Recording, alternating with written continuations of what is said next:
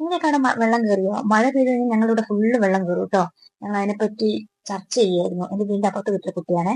അപ്പൊ ഞങ്ങളിന്ന് നേരെ പോകുന്നത് കിടുവിന് മുടി വെട്ടാൻ വേണ്ടിയാ കേട്ടോ. റോഡ് മുഴുവൻ വെള്ളമാണ്. ഒരു തോണി ഉണ്ട്, നമുക്ക് തുഴഞ്ഞു പോകാം, അങ്ങനത്തെ അവസ്ഥയായിരുന്നു. അങ്ങനെ നേരെ ഞങ്ങള് ടൗണിലേക്ക് പോകാൻ തീരുമാനിച്ചു. കുറെ നാളായി മുടി വെട്ടണം എന്ന് വിചാരിക്കുന്നു കേട്ടോ. ഇതുവരെ നടന്നിട്ടില്ല. അപ്പൊ ഇന്നെങ്കിലും എങ്ങനെയെങ്കിലും ഇതൊന്ന് വെട്ടി ഇറക്കണം. അങ്ങനെ നേരെ ഞങ്ങൾ സ്ഥിരമായിട്ട് കിടുവിന് മുടി വെട്ടുന്ന സ്ഥലത്തേക്കാട്ടോ പോയത്. നേരെ ഷോപ്പിലെത്തി. ഞങ്ങൾ നേരെ ഷോപ്പിലേക്ക് കയറി. ഇനി ഇവനെ എങ്ങനെയെങ്കിലും പിടിച്ച് കിട്ടി ഇത് വെട്ടണം. ഇവൻ എന്ത് ചെയ്താൽ സമ്മതിക്കില്ല കേട്ടോ. പണ്ടൊക്കെ ആണെങ്കിൽ എങ്ങനെയൊക്കെ നമുക്കൊന്ന് വെട്ടായിരുന്നു. ഇപ്പൊ അങ്ങനെയൊന്നുമല്ല.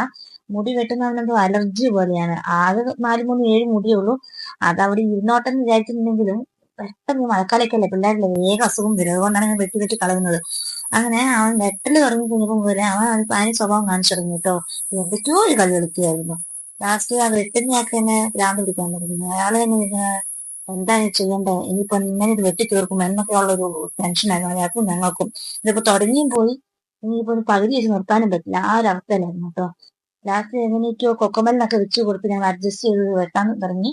ചില സമയങ്ങളെല്ലാം അടങ്ങിയിരിക്കുന്നുണ്ട് കേട്ടോ. അതാ കാത്തും വന്നോണ്ടിരിക്കുന്നതിന്റെ ആ ഒരു മൂഡില്ല. ആഹാ, മുടുക്കനായി ഇപ്പൊ. ഇതിപ്പോ ഞങ്ങൾ കുറച്ച് നേരത്തേക്കുള്ള അവന്റെ ഫാഷൻ ഷോ ഒക്കെ കഴിഞ്ഞിട്ട് നമുക്ക് വീട്ടിലേക്ക് പിടിക്കണം. നേരെ കണ്ട കൂബാറിലേക്ക് കയറി ഞങ്ങൾ കേട്ടോ. എന്ന പോലെ തന്നെ അവിടുത്തെ ആ സോസിന്റെ ബോട്ടിൽ എടുത്തിട്ട് ചേട്ടൻ കൈ പിടിച്ചു കേട്ടോ. അവന്റെ കൈ റബ്ബറാണുള്ളൂ. മാത്രമല്ല, ഈ പിള്ളേരുടെ ഒരു സ്വഭാവം ഉണ്ട്. എന്താ വെച്ചിട്ടുണ്ടെങ്കിൽ അവർക്ക് എടുക്കാൻ പാടുള്ള സാധനം ഉണ്ട് അത് മാത്രം എടുക്കുള്ളൂ അല്ലെ. എന്റെ അവൻ കറക്റ്റ് ആ ഒരു ക്യാരക്ടറാണ് കേട്ടോ. അങ്ങനെ ഓർഡർ ചെയ്ത സാധനങ്ങളെല്ലാം കൈ കിട്ടി. പിന്നെ ഇടുന്ന എന്ത് സാധനങ്ങൾ കിട്ടി കഴിഞ്ഞിട്ടുണ്ടെങ്കിൽ ആദ്യം കാണിക്കുന്ന ആ ഒരു ആരംഭിച്ചു എടുത്തുള്ളൂ കേട്ടോ. പിന്നെ അവൻ അതിനോട് വലിയ താല്പര്യമൊന്നും ഉണ്ടാവില്ല. പിന്നെ എന്റെ കാര്യം പിന്നെ പറയണ്ടല്ലോ. ഞാനത് പണ്ട് മുതലേ എങ്ങനെയാണെന്നറിയാം, ഭക്ഷണം നോക്കിയിട്ടാണ്. അങ്ങനെ അതെല്ലാം കൂടി എടുത്ത് അറഞ്ചും പറഞ്ഞ് അടിച്ചു കയറ്റി കേട്ടോ. ഇനി എന്ത് ചെയ്യണം എന്നുള്ളൊരു പ്ലാനിങ്ങിലാണ്. അപ്പൊ ഞാൻ ഏട്ടനോട് പറഞ്ഞു നമുക്കത് ബീച്ചിലൊന്ന് പോയി നോക്കാം.